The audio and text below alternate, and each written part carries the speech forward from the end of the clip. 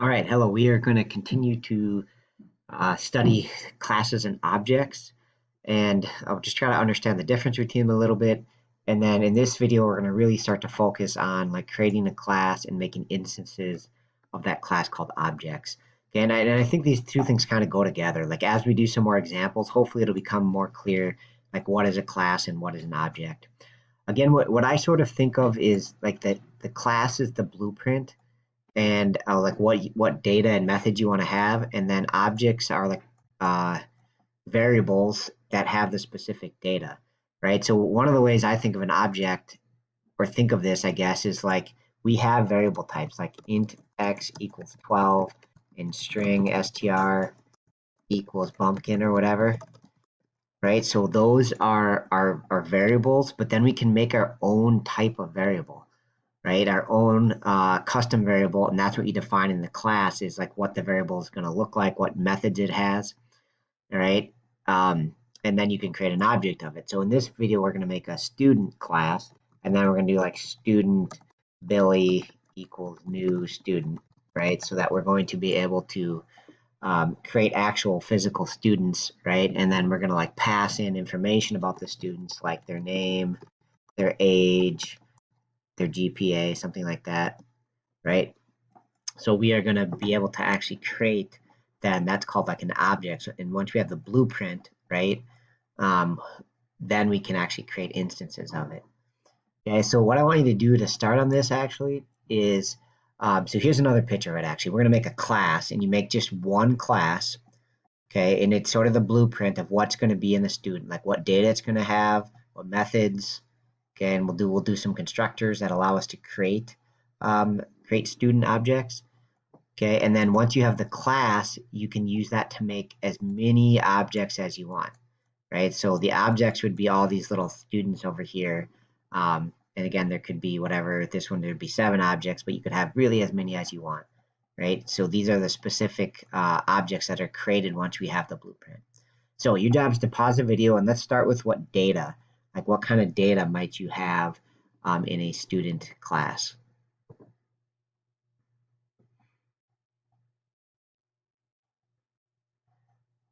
All right. So, there's tons of different things you could list here. It kind of sort of depends on what you want your program to do.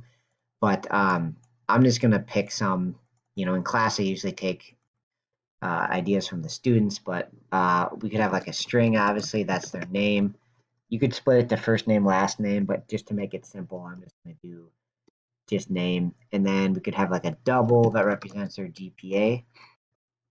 And then I'm going to do an int that represents the number of dates that they've gone on.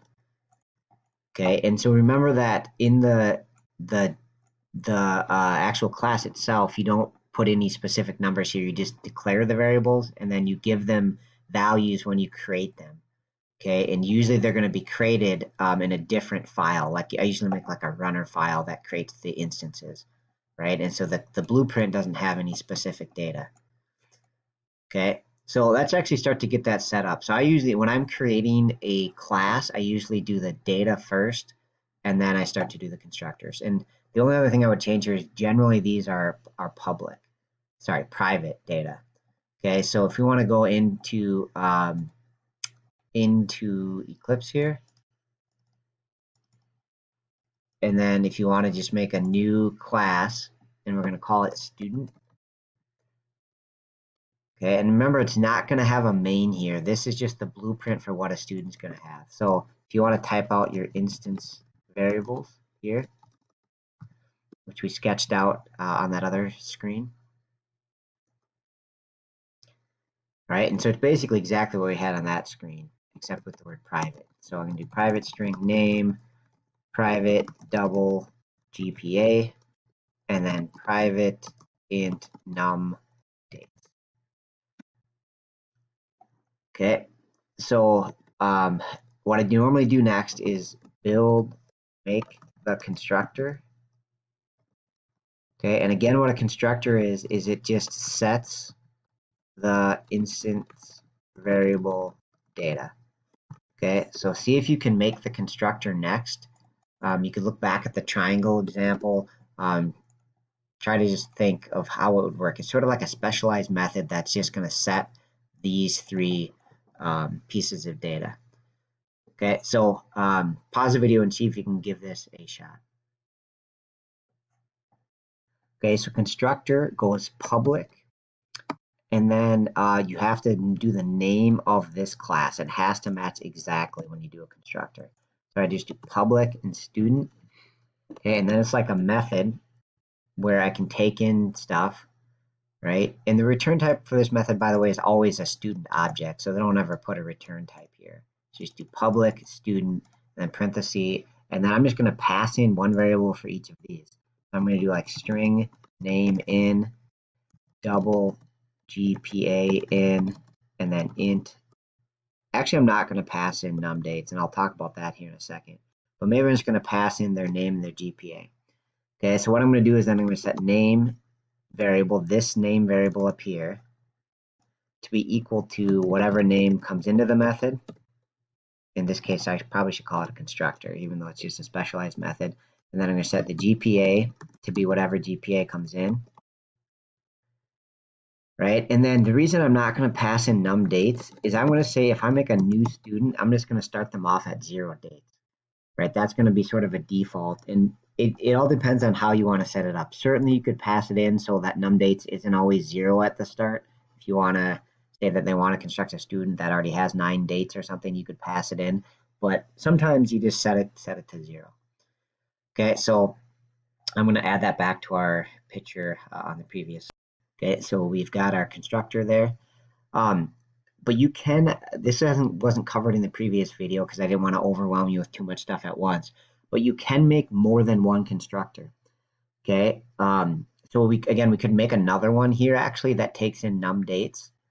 All right, I'm not going to do, well, actually, let's do it. Let's make another one that takes in num dates also. Okay, so basically it would look like this one, previous one. In fact, we can actually copy it and paste it. So I'll call this a second constructor. All right, and so I'm going to pass in now a double num dates in. All right, so instead of being 0, I'm going to set it to num dates in. All right, so now we have two different, oh, this should be an int, sorry, not a double.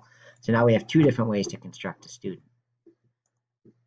All right, and maybe just to make sure that this makes sense, let's actually start to construct some students.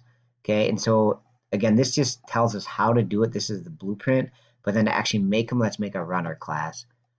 All right, and so make sure you put the runner in the same like package as the student class. Like they have to be right next to each other, otherwise the two files won't know about each other. So I'm going to make a new one in here, and I'm going to call it student runner. And this one's going to have a main.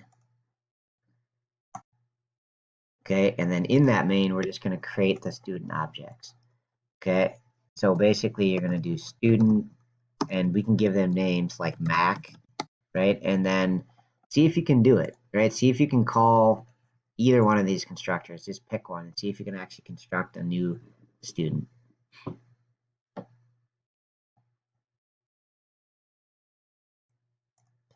Okay, so what'll come is new, and here you have to do the word new, and then you do the name of the class again, and then you just pass in just like you do with a method. So if I want to call, actually, you tell me, if I do this, if I do Mac, and then 4.0 and 6, okay? So which constructor is that going to use? If I call it this way, is that going to use the first constructor or the second constructor? All right, and so the answer to that is it's going to use this one because I passed in 3 different things, the name, the GPA, and the num dates. So because there's 3 inputs, it's going to use this second constructor. All right, and these are what I'm going to kind of refer to as normal or regular constructors. I want to show you one more thing, which is called a default constructor. A default constructor. Okay, and so what that is it just defaults all this information. So instead of passing it in, it just sets it to default values. So I'm going to do public student, and then I'm not going to pass in anything. So I'm just going to do parenthesis, parenthesis. Okay, and I still want to set this data, right? Generally in your constructors, you want to set them, but I'm just going to set them all to be default. So I'm going to do like name of John, right? Maybe like John Doe is our default name. Okay, and then I'm going to do their GPA, which let's just say it starts off at 0, right? And then num dates, we'll just start that off at 0 also.